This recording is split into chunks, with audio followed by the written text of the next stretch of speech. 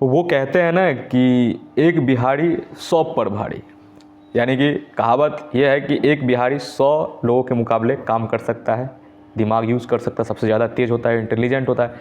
इसलिए कहा गया है कि एक बिहारी 100 पर भारी।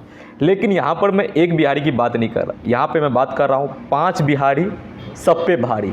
जी हाँ, आप सही सुन रहे हैं। मैं इस कहावत को थोड़ा अपने तरीके से बताया हूँ कि 5 बिहारी सब पर भारी।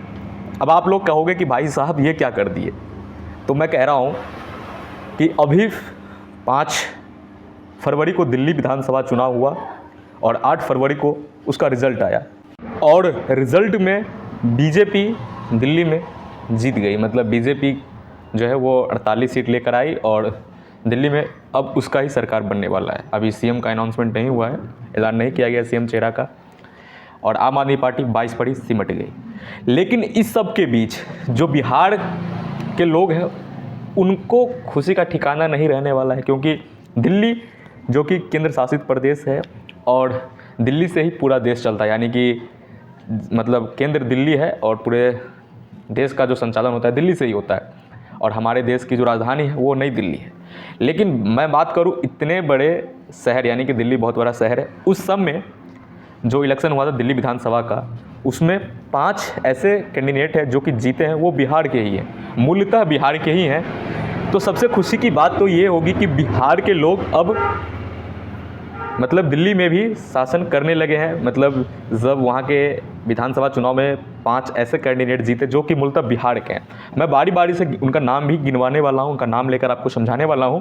पहले तो मैं बात करता हूँ कि जो विधानसभा चुनाव हुआ है दिल्ली का, उसमें 3 कैंडिडेट जो है वो बीजेपी से जीते हैं और 2 कैंडिडेट जो है वो आम आदमी पार्टी से चुनाव जीते हैं, और 5 मिलाकर एमएलए बने हैं जो कि बिहार से ही हैं।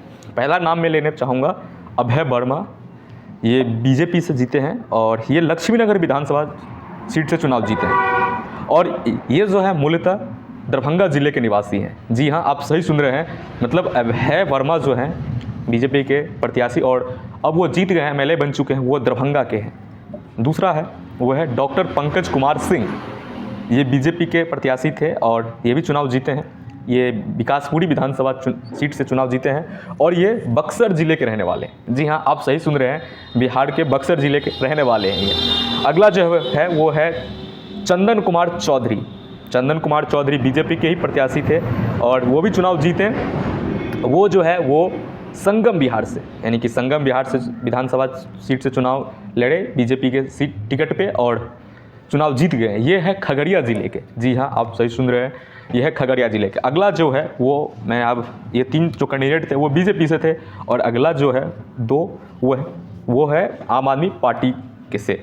अगला का नाम लेना चाहूँगा मैं, वो है अनिल झा। जी हाँ, अनिल झा आम आदमी पार्टी के प्रत्याशी थे, वो भी चुनाव जीते और वो किरारी विधानसभा सीट से चुनाव लड़े थे, वो भी चुनाव जीते हैं। वो मधुबनी के रहने वाले, मधुबनी ज़िले के निवासी हैं वो। अगला जो है यानी कि 5वां जो है वो है संजीव झा। संजीव झा, आप सही सुन रहे हैं, वो बुराड़ी विधानसभा सीट से चुनाव लड़े और जीत गए हैं। वो है मधुबनी ज़िले के रहने वाले, यानी कि मधुबनी ज़िले से उन ताल्लुक़ रखते हैं और मधुबनी ज़िले के मूलतः निवासी हैं। ये 5 जो कैंडिडेट थे वो अब दिल्ली विधानसभा चुनाव में जीते हैं और दिल्ली में अब शासन भी करने वाले हैं। मतलब जो एमएलए हैं वो उस क्षेत्र से जीते हुए, उस क्षेत्र के तो वो पावरफुल इंसान हुए क्योंकि एमएलए बन चुके हैं। ये खासकर बिहार के निवासी हैं।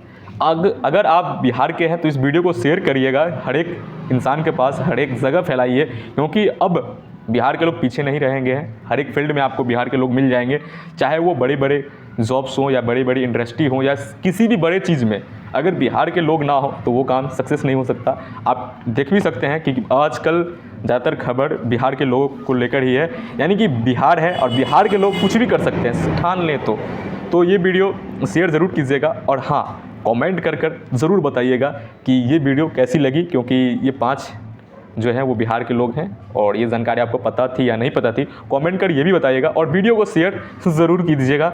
मिलता हूँ अगली वीडियो में, तब तक के लिए जय हिंद।